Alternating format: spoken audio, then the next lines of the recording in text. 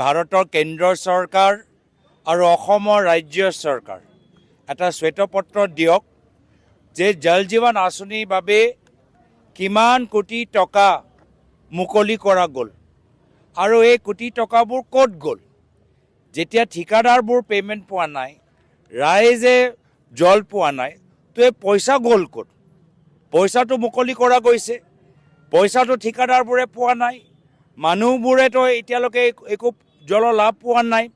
তো পইচা গ'ল ক'ত? ইয়াৰ ওপৰত এটা CBI ইনকুৱাৰী হওক আৰু যিবোৰ ইয়াত দোষী, যদি কোনোবা কেন্দ্ৰীয় মন্ত্ৰী হওক বা ৰাজ্যৰ মন্ত্ৰী, CBIৰ যোগেদি তেওঁলোকক গ্ৰেপ্তাৰ কৰক, এয়া আমাৰ লোকৰ দাবী। আমি ইতিমধ্যে আমাৰ এটা ষ্টিকাৰ আমি দেখাই দিছোঁ, ষ্টিকাৰ দেখক। আমি এটা ষ্টিকাৰ এনেকুৱা প্ৰিণ্ট কৰিছোঁ, এনেকুৱা এটা ষ্টিকাৰ। আমি নিজৰ কৰ্মীখিনিক কৈছোঁ যে আপোনালোকে য'তে য'ত দেখা পায় যে জল জীৱন আঁচনিবোৰ কাম কৰা নাই, ইয়াত এটা ষ্টিকাৰ লগাই দিয়ক। মই আশা কৰোঁ যে আমাৰ ষ্টিকাৰ লগোৱাৰ পিছত ৰাজ্য চৰকাৰে নিজে ইঞ্জিনিয়াৰ পঠাই গোটেই ছাৰ্ভেটো কৰিব যে কিমান ইয়াত বিফল হৈছে। আজি ধেমাজি জিলাৰ ভিতৰতো 100 ওপৰত জল জীৱন আছে প্ৰজেক্টবোৰ, তথাপিও যিমান আমি গম পাইছোঁ প্ৰায় 80% 90% কাম কৰা নাই। তো সেইকাৰণে আমি ষ্টিকাৰবোৰ লগাই দিছোঁ। এই ষ্টিকাৰৰ যোগেদি আমি ৰাইজক আৰু আমাৰ ৰাজ্য চৰকাৰক জনাবলৈ বিচাৰোঁ যে ইয়াত কামখিনি শুদ্ধ কৰক আৰু ইয়াৰ উপৰি যে এইবোৰ যে বিফল স্কিমত যে কোটি কোটি টকা কোনোবাইতো খালে, ঠিকাদাৰে পোৱা নাই, মানুহে পোৱা নাই, তো পইচা নিশ্চয় কাৰোবাৰ জেপত গ'ল। কাৰ জেপত গ'ল তাৰ ওপৰত CBI তদন্ত হওক। ভাৰতৰ প্ৰধানমন্ত্ৰী আহিলে নিৰ্বাচনৰ ওচৰত অহাটো স্বাভাৱিক কথা, কিন্তু দুখৰ কথা যে যি বিষয়লৈ আমাৰ অসমৰ জনসাধাৰণ অৰাজনৈতিক যিমান আমাৰ সমাজ আছে, সকলোৱে যি বিষয়লৈ আজি আৱেগিক হৈছে যে জুবিন দাক আমি ন্যায় দিব পৰা নাই, জুবিন দাক আমি ভাৰত ৰত্ন দিব পৰা নাই।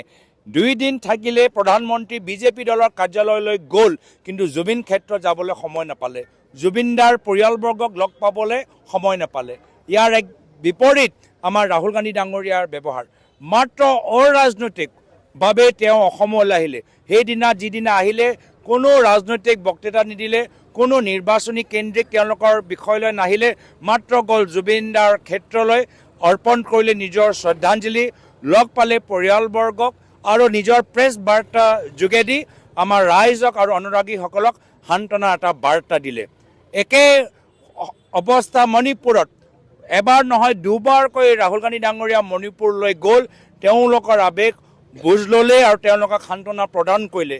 কিন্তু প্ৰধানমন্ত্ৰী মোদী ডাঙৰীয়া অলপ দিন আগতে যেতিয়া মণিপুৰলৈ গ'ল, মাত্ৰ আমাৰ মণিপুৰৰ ৰাইজক মাত্ৰ এটা নিজৰ ষ্টেজৰ প্ৰপ দৰে ব্যৱহাৰ কৰিলে। অসমত আমি দেখা পাইছোঁ ক'ত তেওঁ কেমেৰা, ক'ত লাইট পৰিব, লাইটটো তেওঁৰহে চেহেৰাৰ ওপৰত পৰিব লাগে, মুখ্যমন্ত্ৰীৰ ওপৰত, অসমৰ মুখ্যমন্ত্ৰীৰ ওপৰত লাইট পৰিব নালাগে, খালি প্ৰধানমন্ত্ৰীৰ চেহেৰাটো ওলাব লাগে, এইবোৰে তেওঁ কাৰ্যালয় নিৰ্ধাৰিত কৰি আছে। কিন্তু জুবিন ক্ষেত্ৰত যোৱা, জুবিন দাৰ ন্যায় ক্ষেত্ৰত, জুবিন দাৰ অনুৰাগীসকলক সান্তনা দিয়াৰ ক্ষেত্ৰত এটাও পদক্ষেপ তেওঁলোকে নল'লে, সেয়া আমাৰ বাবে অতি দুৰ্ভাগ্যজনক। সমগ্ৰ অসমত মিত্ৰতা হোৱাটো 100% আজি হ'বগৈ, ইয়াত নিশ্চিত 100% নিশ্চিত। যিদৰে UDF লগত আমাৰ এলায়েন্স কৰাৰ সম্ভাৱনা শূন্য, এলায়েন্সৰ লগত আমাৰ বেলেগ বিৰোধী দলৰ লগত এলায়েন্স কৰাটো 100% নিশ্চিত।